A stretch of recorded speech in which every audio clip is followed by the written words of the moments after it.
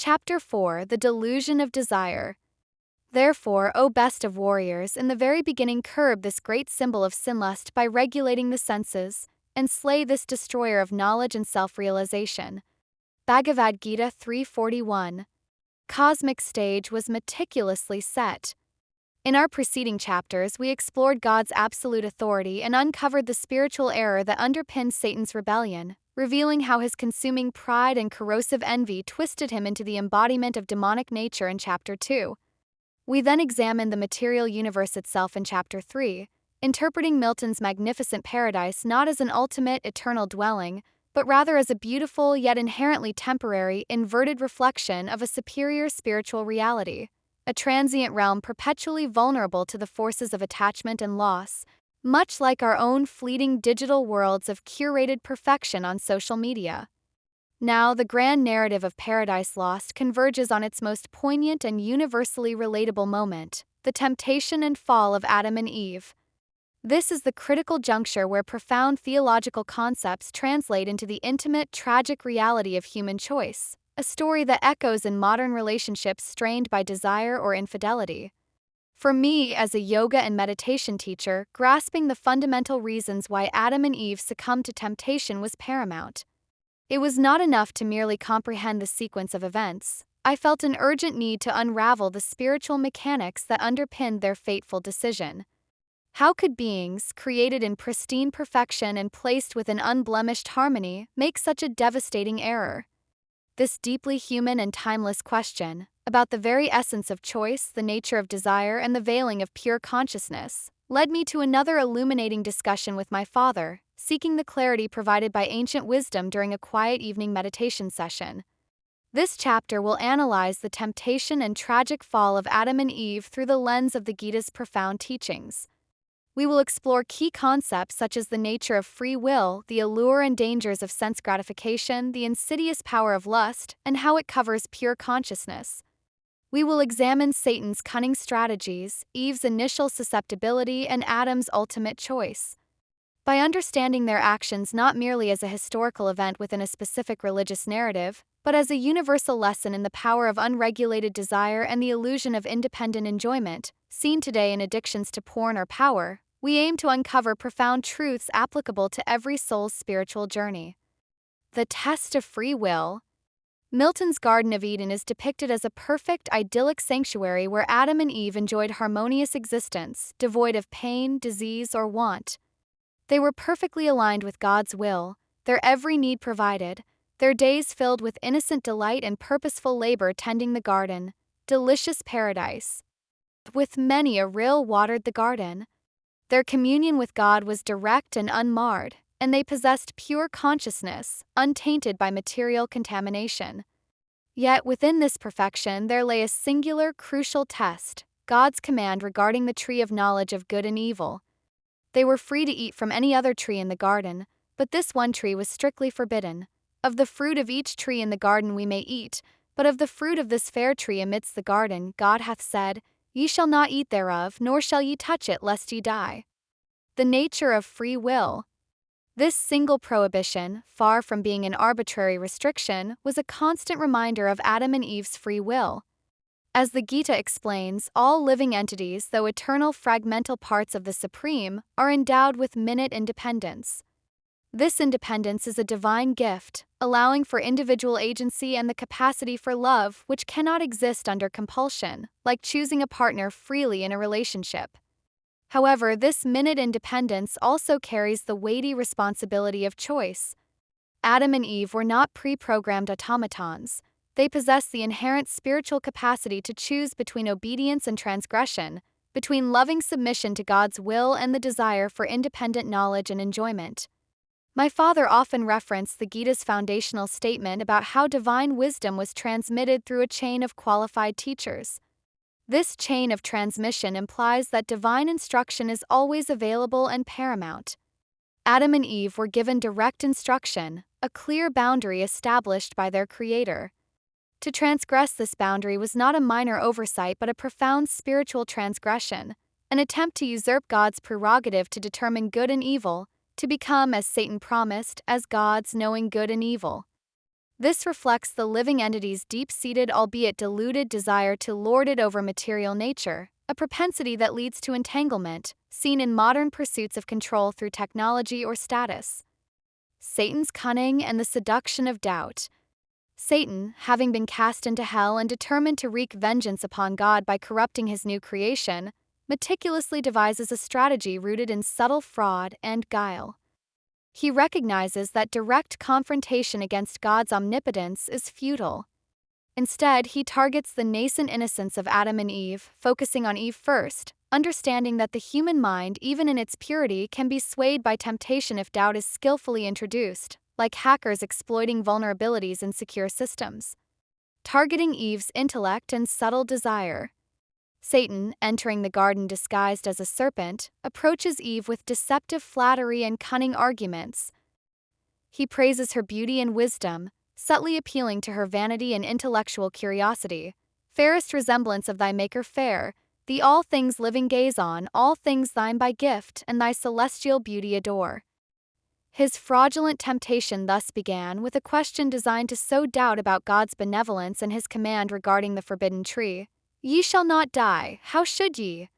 By the fruit? It gives you life to knowledge. He speaks of the tree with enticing descriptions. This tree where grows this fruit, delicious to the taste and gay to sight, to wisdom gives, to knowledge and to might. Eve, initially startled by the serpent's ability to speak, is gradually swayed by his eloquence and his fabricated story of miraculous transformation and elevated knowledge gained from consuming the fruit. But say, where grows the tree? From hence how far? Her seemingly innocent question already betrays a burgeoning desire, an intellectual curiosity tinged with illicit longing. This subtle stirring of desire even before the act is what the Gita identifies as the incipient stages of lust, like scrolling social media, starting with curiosity but leading to envy. Poisoning the mind with falsehood.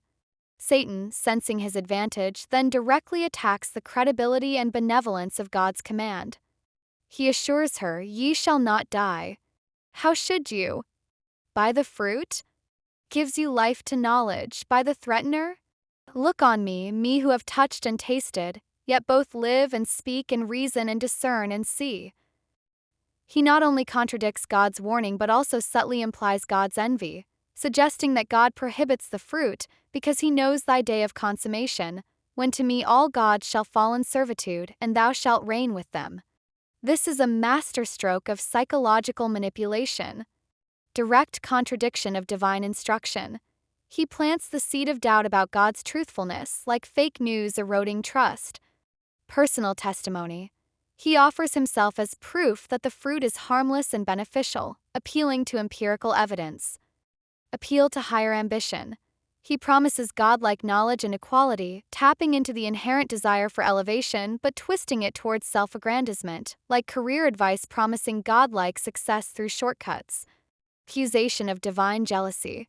He suggests God is withholding something good out of selfishness, thus portraying God as less than perfect and benevolent. This strategy is characteristic of the demonic, who do not know the scriptural rules and devise all types of interpretations according to personal whims. Satan, as the artificer of fraud, acts as an unscrupulous commentator, twisting the divine word through his unauthorized and self-serving interpretations. He aims to mislead the public and general readers from the path of divine instructions. Such false philosophy and pleasing sorcery are designed to charm pain for a while or anguish and excite fallacious hope, luring the unsuspecting into deeper illusion, like scams promising quick riches. The insidious power of lust. The temptation of Eve and subsequently Adam is not merely a tale of a forbidden fruit, it is a profound illustration of the insidious power of lust as defined in the Gita. This is the central symbol of sin that, left unchecked, destroys knowledge and self-realization, a force seen in modern epidemics of addiction.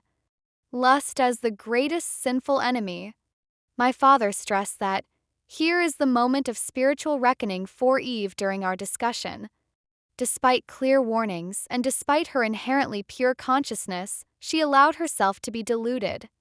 Satan's cunning arguments appealed directly to her senses and her subtle yet burgeoning desire for increased knowledge and power.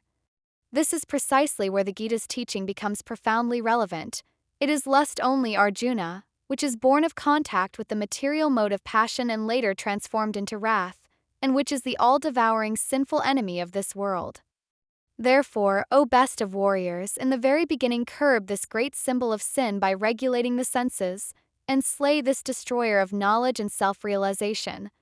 Lust is presented not merely as sexual desire, but as any insatiable desire for material gratification, including the lust for power, knowledge independent of God, fame, and control. It is a formidable enemy of the conditioned soul because it directly opposes pure consciousness and the soul's natural inclination towards divine service. This desire for overlording and sense gratification represents the greatest internal adversaries for the spirit soul trapped in material existence, like dopamine hits from likes or porn, leading to endless craving. Covering of pure consciousness. The Gita explains that lust covers the living entity's pure consciousness in varying degrees. This covering is likened to smoke in the fire. When pure consciousness is only slightly perceived, it is like fire covered by smoke. The fire is there, but its manifestation is obscured. This stage is akin to the beginning of spiritual consciousness in human beings, where the spark of spiritual life exists but is not fully blazing. Dust on the mirror. This refers to a cleansing process of the mind which is like a mirror reflecting pure consciousness. The accumulation of material desires and karmic reactions is like dust, obscuring the clear reflection. The Gita suggests that the best process is to chant the holy names to clean this mirror of the mind. The embryo covered by the womb. This analogy illustrates a state of extreme helplessness and lack of consciousness. The embryo cannot move independently. This stage can be compared to that of trees, which are living entities but are in such a condition of life, almost void of all consciousness, due to a great exhibition of lust. Satan's arguments preyed upon Eve's slightly covered consciousness, appealing to a dormant desire for independent knowledge and enjoyment. Her pure consciousness, though present, was vulnerable to subtle allurements, just as fire under smoke can be fanned into flames or extinguished, like subtle ads targeting vulnerabilities.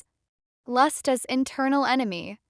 The Gita identifies lust as an internal enemy residing within the senses, mind, and intelligence.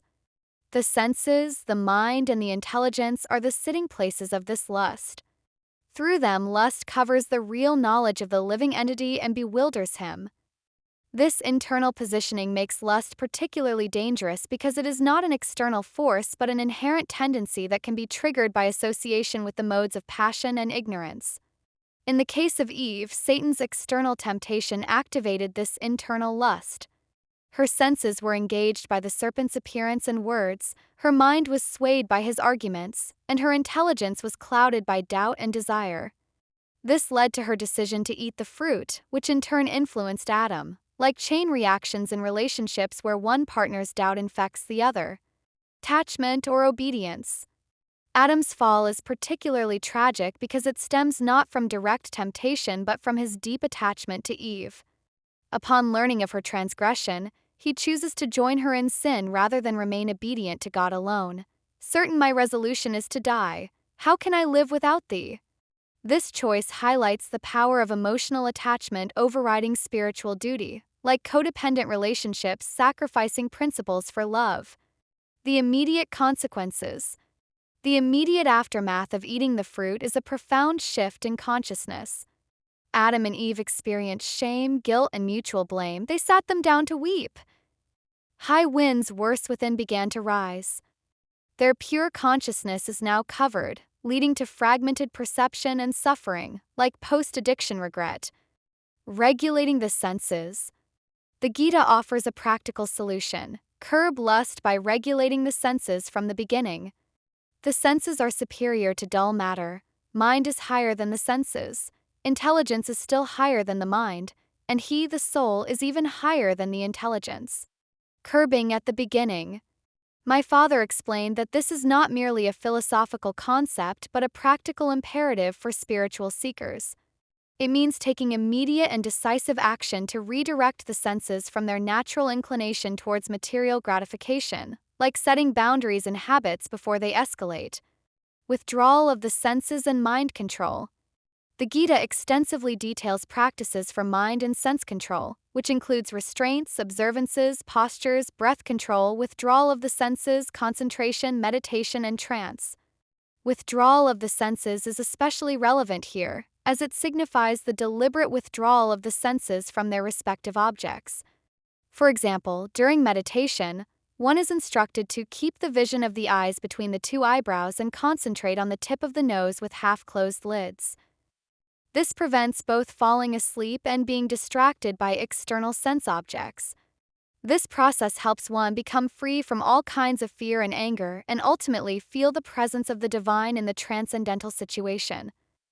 While this detailed system is demanding, spiritual consciousness is presented as the easiest process of executing spiritual principles, as it directly engages the mind and senses in transcendental service, thereby controlling them more effectively, like therapy combining mindfulness with action. Engaging the senses in divine service. The most effective way to regulate the senses is not by artificial suppression, but by engaging them in transcendental activities, specifically in divine service. This is the essence of devotional service.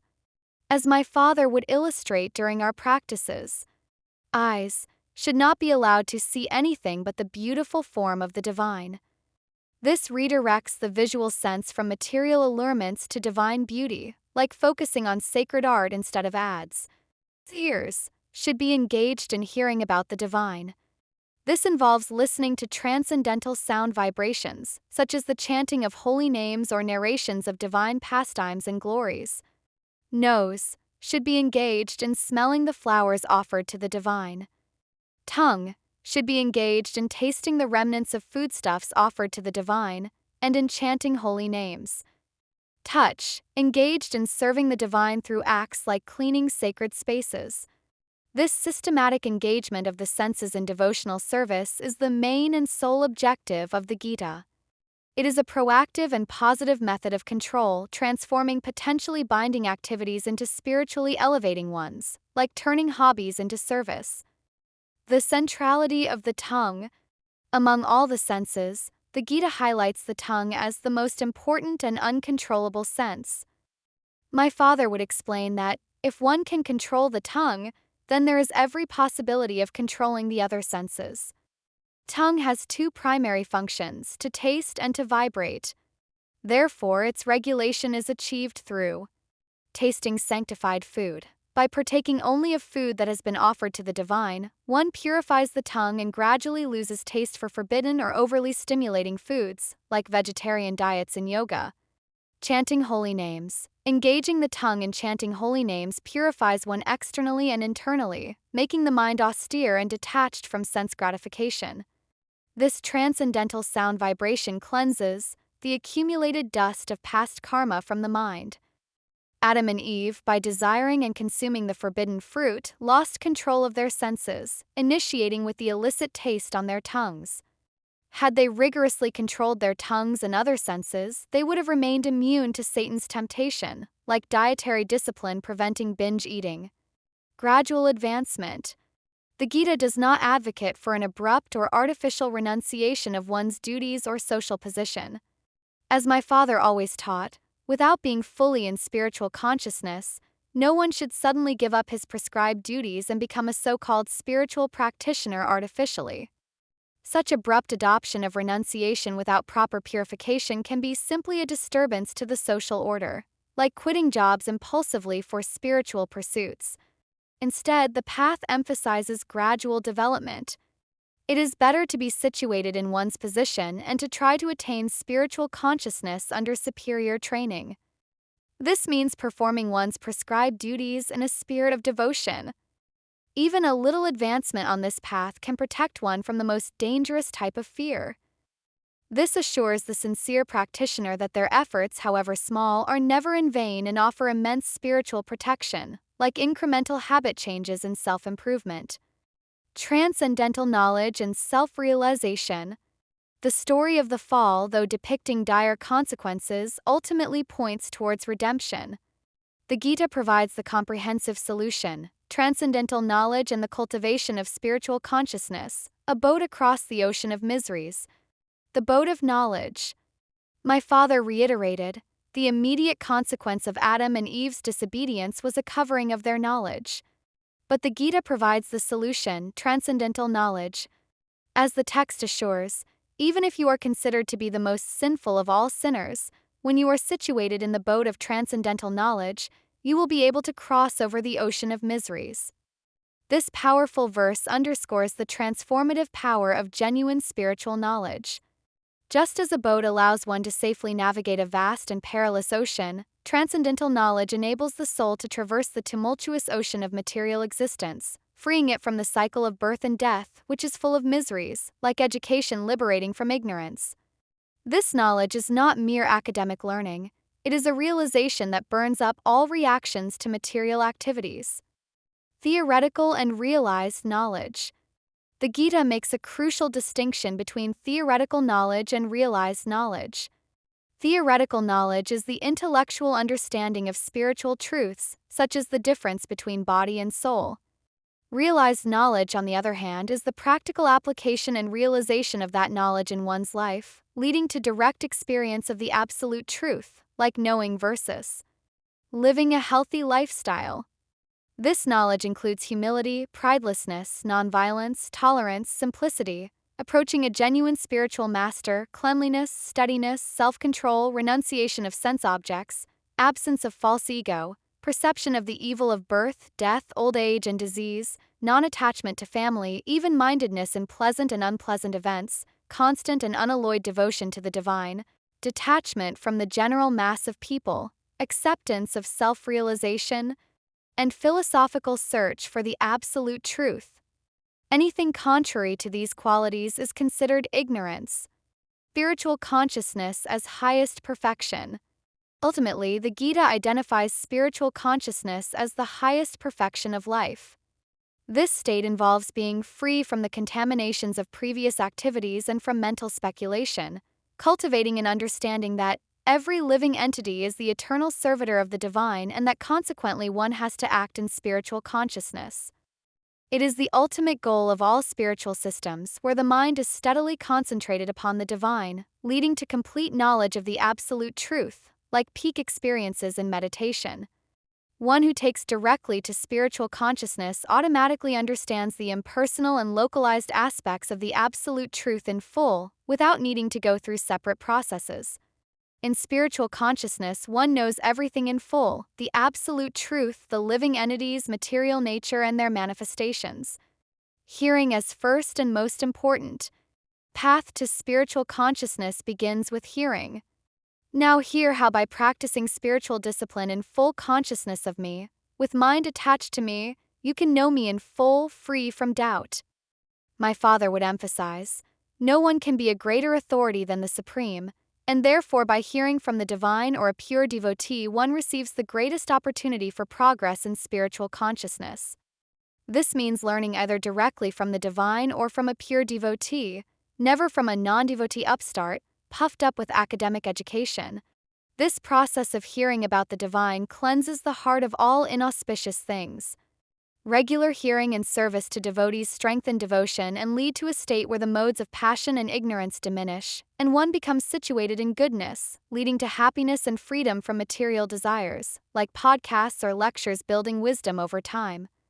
Conclusion: overcoming delusion, reclaiming paradise. The temptation and fall of Adam and Eve in paradise lost serve as a timeless and profound allegory for the universal spiritual struggle against the insidious power of unregulated desire. Their tragic choice, driven by a subtle lust for forbidden knowledge and a deep-seated attachment, perfectly illustrates the Gita's teachings on lust as the greatest sinful enemy that covers knowledge and leads to spiritual degradation.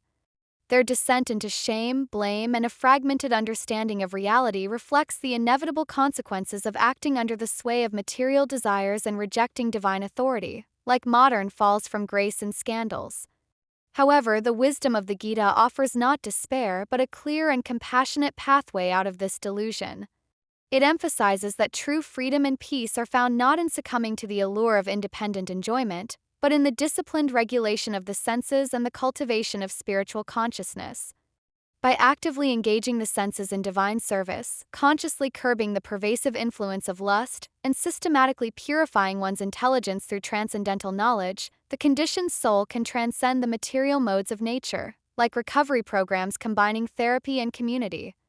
The narrative of Adam and Eve's fall, when illuminated by the Gita, transforms into a powerful lesson in spiritual resilience and redemption.